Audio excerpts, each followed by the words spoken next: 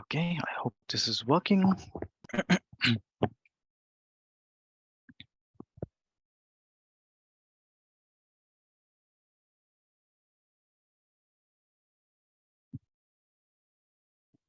Hello guys and welcome to this video. My name is Ashutosh and today we are going to learn Python dictionaries. This video is intended for audiences with ages 13 and above or for anyone who is interested in learning Python really. But before we dive into today's topic, let's I want to share a little bit about myself. I am a computer science graduate student pursuing my master's from George Mason University. I have completed my undergrad as well in computer science from India, and I have 2.5 years of experience in the industry as an SDET. Uh, my interests lie in AI and machine learning, and that's the reason that I'm specializing in this field. And one of my biggest achievements so far that really fills my heart with joy uh, is that I have been able to impact the lives of hundreds of students during my undergrad, as well as my coworkers um, through seminars, workshops, and tutorial videos on Python and machine learning. So today we are going to talk about a bunch of really exciting things. Um, we will talk about dictionaries, how to create a dictionary, accessing values in a dictionary, adding, updating, deleting values, and looping through a dictionary. Before we go to the first question, I want to mention that you need to know some things so that you can understand these concepts clearly. Uh, the prerequisites basically include, the basic knowledge of Python programming, concepts like variables, data types, loops, conditional statements. So uh, I'm assuming that when you're coming to learn dictionaries, you're already aware of all these stuff, and that's where I'm going to build up from. So access to a Python IDE is also required if you want to do a code along or you want to try all the examples that I give out later. It can be anything, a VS Code, PyCharm, Jupyter Notebook, anything that works with you. I'm going to use Jupyter Notebook because it makes it much easier to demonstrate. Now, there are many types of data structures in Python, such as lists, sets, tuples, and many more. But what makes a dictionary so special? And why should we use a Python dictionary? So there are many reasons for it. They provide flexible data storage. Dictionaries can store basically a wide variety of data types, including strings, numbers, lists, and even other dictionaries. Um, they provide efficient data retrieval based on a key without having to search through a list or other data structures. Basically, this can be like especially useful when dealing with a large amount of data. Uh, they are also easy to modify. Dictionaries are mutable, so which means that you can easily add, modify, or remove items from them. Uh, and they also have built-in methods. So Python provides these like several built-in methods that makes it easy to access and manipulate the data which are stored in a dictionary. And also, they're also widely used. So learning how to work with dictionaries is an important skills for any Python programmer because dictionaries are a fundamental structure in many programming languages, not just Python. Now, the first question is, what are dictionaries, right? So basically, a dictionary is nothing but a collection of key and value pairs.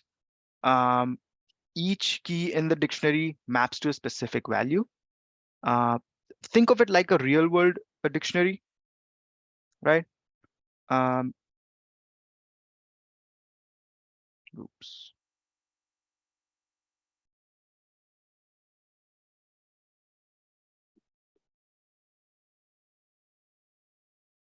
So each key in the dictionary maps to a specific value. Think of it like a real world dictionary where you look up a word and find its definition. But in a Python dictionary, you look up a key and try to find its associated value. Now let's just jump into Jupyter Notebook and see how to create a dictionary.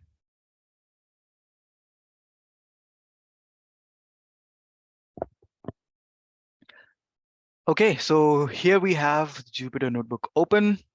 I have already written some of the examples so as to make it easier for you to understand.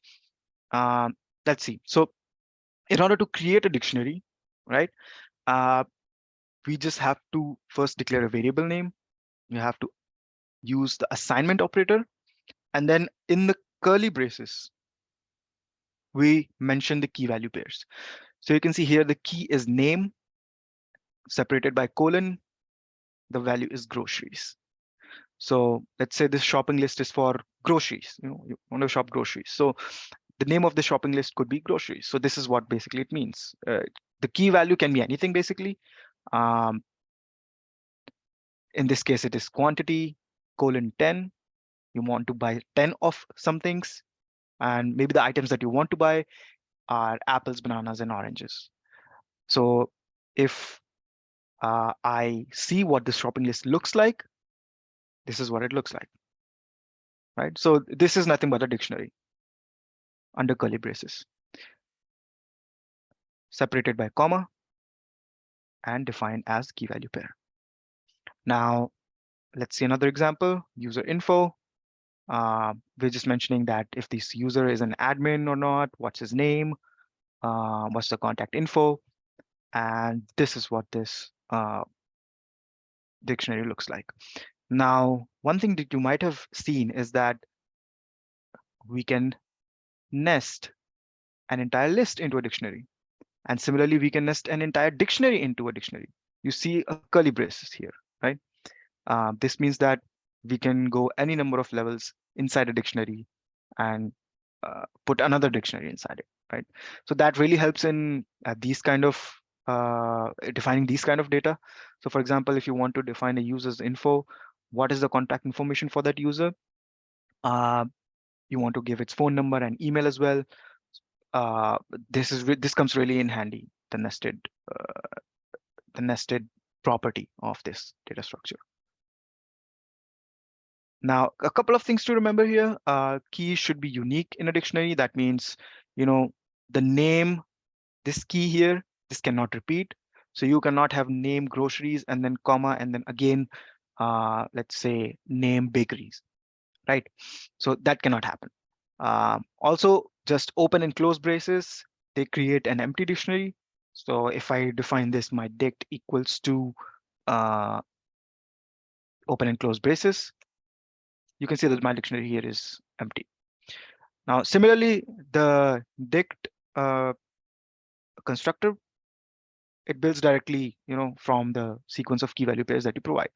So you learn about constructors later, but this is how we can also create a dictionary.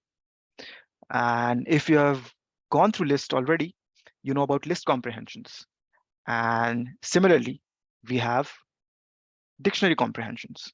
So these are very similar to list comprehensions. Um, these can be used to create dictionary basically from any arbitrary key and value expressions. Now, accessing values in a dictionary, it's very easy. It's very simple. If you have gone through lists, you know that in lists, to access any value, we have to use the index of the list. And similarly here, instead of using the index value, we use the key as that index. So let's see an example here for the shopping list. We have this as our first key, quantity as the second key, and items as the third key, right? And groceries, 10, and this list are 3 values. So suppose if we want the third item, right? So there are 3 items in this shopping list. We want the third item, which is oranges. What will you do? In this case, we will use the dictionary name. Then to get the value of this particular key, which means this list, we'll use the key name here. And to get the third value from the list, we'll use the index, because now we have a list. On list, we have to use the index, right? So let me just show you quickly. So the third item, which is this, which we got, should be oranges, right? And yes, we have oranges. But suppose if you have not mentioned this, you have not given the index of the list, right? You've only mentioned shopping list items. What will you get? Yes, the list, the entire list, right? And similarly here, if you want the phone number of this user, well, you can see here that the phone number is inside contact info. And the phone number itself, the phone itself is a key which has this particular value. So we want the phone number, right? So that means it should give us 5551234. And yes, it gives that. And here, if we see that we use the user info dictionary, use the given key, sorry, this one. And since this key returns us one more dictionary, we use the phone key to get the value of this phone number. So if we see, we'll get, if we use only the contact info key, we'll get the entire dictionary. Now adding, updating, and deleting values are very easy. In order to add a value, you use a new key, which is not already present in the dictionary, and assign it a value, right? So let's see shopping list. How is it modified? So earlier, remember, it did not have store. It had only name, quantity, and items. Now, if we see the shopping list, now if we check, we get store. Okay, so this comes in very handy. Similarly, if we want to modify the values of some existing keys, we want to modify these values. So suppose here, if we're trying to modify the quantity, we'll just use the existing item name and change the value. This will replace the older value. So if we go ahead and check shopping list, and let me press, oops, we go ahead and check shopping list, we see that the quantity is now updated to 20, right? Now there's one more thing to keep in mind. It's that if you use a key which is not present in the dictionary, then it will give a key error, something like this, right? It shows the key error because this item is not present. This key is not present in the dictionary. So just keep in mind, if you do something like this, you'll get an error. In order to delete uh, an item from the list, you just use the key. Again, similar to accessing, right? Use the delete keyword del and name which key you want to remove. This will remove the entire item, the key value pair, right? Similarly, we'll do with this user info. So if we run this and now we check shopping list, quantity should be removed. And there we go, quantity is no longer there. And similar with user info, is admin should be removed. And there you go, it's moved. Now, in order to loop through the dictionary, we use the for loop. If you have gone through loops already, this is pretty straightforward.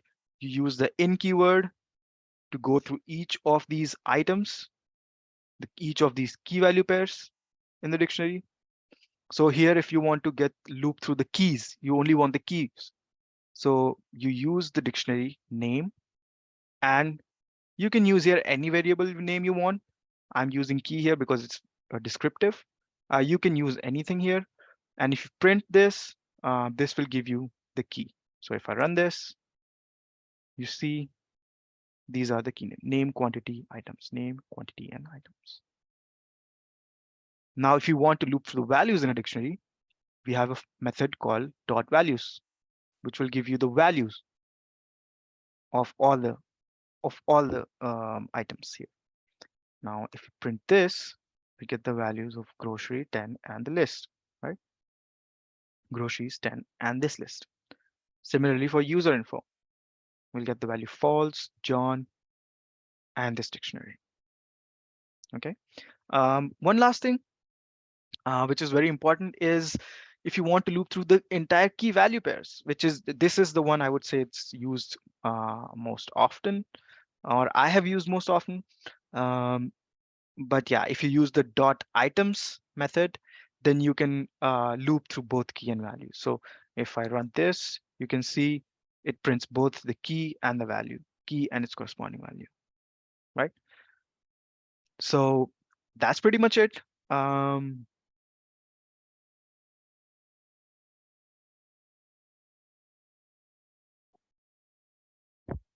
so that's pretty much it. Thank you so much for tuning in and have a nice day.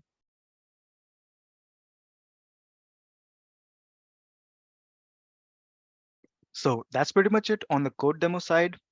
Let's just jump back to the slides.